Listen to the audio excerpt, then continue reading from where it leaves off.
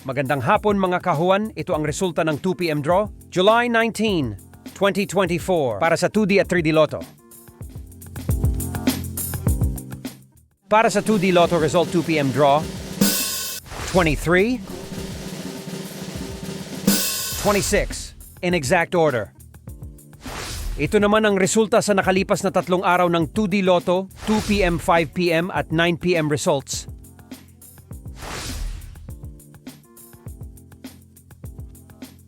Para naman sa 3D Lotto result 2 p.m. draw, 4,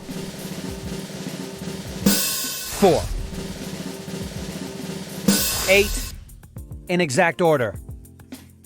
Ito naman ang resulta sa nakalipas na 3 araw ng 3D Lotto, 2 p.m., 5 p.m. at 9 p.m. results.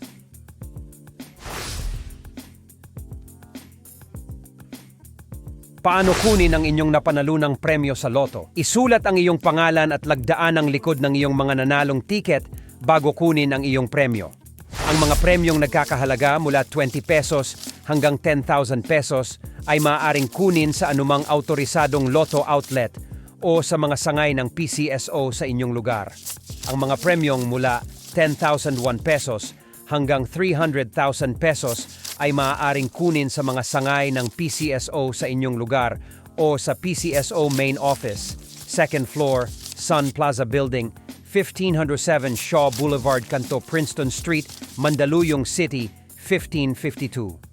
Ang mga premyong mula 300,001 pesos hanggang sa jackpot prize ay dapat i-validate at kunin sa PCSO Main Office, 2nd floor, Sun Plaza Building, 1507 Shaw Boulevard, Kanto, Princeton Street, Mandaluyong City, 1552. Para sa sistema ng pagbabayad ng premyo, pakitingnan ang price payout chart.